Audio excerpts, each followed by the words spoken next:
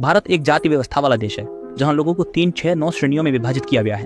उच्च जाति के लोग स्वाभाविक रूप से सभी लाभ प्राप्त करते हैं, जबकि पहली जाति के लोग केवल अनुचित व्यवहार का सामना करते हैं। इस दिन भारत की एक जेल के सामने बहुत से लोग इकट्ठा हुए थे, जिसमें कैदियों के परिवार के सदस्य और विभिन्न पुलिस स्टेशनों से आए पुलिसकर्मी शामिल थे।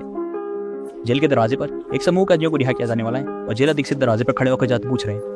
उच्च जाति के लोग आसानी से रिहा हो गए, जबकि पहली जाति के लोग किनारे खड़े होकर इंतजार कर रहे थे कि अलग अलग पुलिस स्टेशन उन्हें ले जाकर झूठे आरोप में फंसा देंगे और फिर वे वापस जेल में आ जाएंगे। लेकिन इस बार केवल 10-15 लोग ही रिहा हुए। इतने सारे मामलों के लिए यह स्पष्ट रूप से पर्याप्त नहीं था। जेल अधीक्षक ने चतुराई से कहा, किसने कहा कि एक व्यक्ति केवल एक मामले में ही फंस सकता है? पुलिस वालों ने रिश्वत देने के बाद इन लोगों को संतुष्ट होकर ले गए। इन पहले जाति के परिवार वाले इस क्रूर वास्तविकता को बदलने में असमर्थ थे, बस अपने प्रियजनों को ले जाते हुए देख सकते थे। ईमानदार वकील कंदेरू को इस बात का पता चला और उन्होंने तुरंत जांच शुरू की। केवल 2 हफ्तों के समय में स्थानीय स्तर पर 7,000 लोग गलत तरीके से गिरफ्तार किए गए थे। उन्होंने तुरंत सामूहिक मुकदमा दायर किया और कम समय में उच्च दक्षता के साथ केस जीत लिया। जांच समिति की कार्रवाई से पहले 7,000 लोगों को जमानत पर रिहा कर दिया गया। इस बात की सफलता के अंदर असाधारण क्षमता के कारण नहीं थी, बल्कि मामला वास्तव में खामियों से भरा हुआ था। क्योंकि 2 हफ्ते पहले निदेशक ने घोषणा की थी कि केवल अपराध समाधान दर के आधार पर पदोन्नति का निर्णय लिया जाएगा। इसके बाद बड़ी संख्या में पहली जाति के लोगों को गिरफ्तार किया गया, जिनमें से कुछ को हाल ही में रिहा किया गया था और फिर से गिरफ्तार कर लिया गया। पुलिस मामले को मनमाने ढंग से निपटाती है। कुछ कैदियों को 4 बजे रिहा किया जाता है, लेकिन 2 बजे ही उन्हें नए आरोपों के तहत गिरफ्तार कर लिया जाता है। हालांकि एक मामले की सफलता कुछ भी नहीं बदल सकती। अभी भी अनगिनत पहले जाति के लोग मौत और गरीबी के कगार पर संघर्ष कर रहे हैं। उनके पास न तो कोई पहचान पत्र है और न ही जमीन, न ही नौकरी और न ही घर। वे केवल कुछ मेहनत के काम करके जीवन यापन कर सकते हैं। लाज्या और उसकी पत्नी का रिश्ता बहुत प्यार भरा था। उन्होंने कसम खाई थी कि वे अपनी मेहनत से अपनी प्यारी पत्नी के लिए अच्छी जिंदगी बनाएंगे।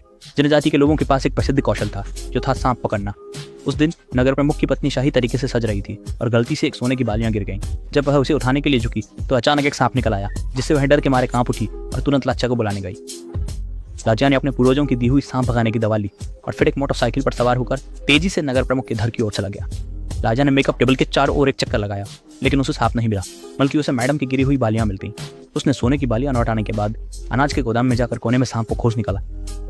टाउन प्रमुख ने उसे एक नोट निकालकर इनाम दिया। लाज्या ने यह देखा और सोचा कि यह तो उसके लिए एक छोटा सा काम था और वह और प्रमुख की पत्नी एक ही गांव के हैं। लाज्या ने इन बातों को गंभीरता से नहीं लिया, बस पूरी लगन से पैसे कमाने की कोशिश की। घर लौटने पर लाज्या को एक अच्छी खबर मिली, उसकी पत्नी गर्भवती है। लाज्या ने सोचा कि अब उसे 2 बच्चों का पालन पोषण करना होगा। केवल खेती से यह पूरी तरह से संभव नहीं है। परिवार के लिए एक सुरक्षित घर बनाने के लिए लाज्या ने अकेले ही दूर के ईंट भट्ठे में काम करने का निर्णय लिया। 2 महीने बाद लाज्या को सांप पकड़ने के लिए बुलाने वाले नगर प्रमुख और उनकी पत्नी यात्रा से लौटे और उन्होंने पाया कि उनके घर के गहने चोरी हो गए हैं। तुरंत पुलिस जांच के लिए आ गई।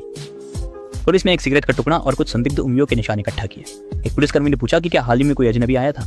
महिला ने कहा, एक सांप पकड़ने वाला व्यक्ति आया था जिसका नाम लाज्या था।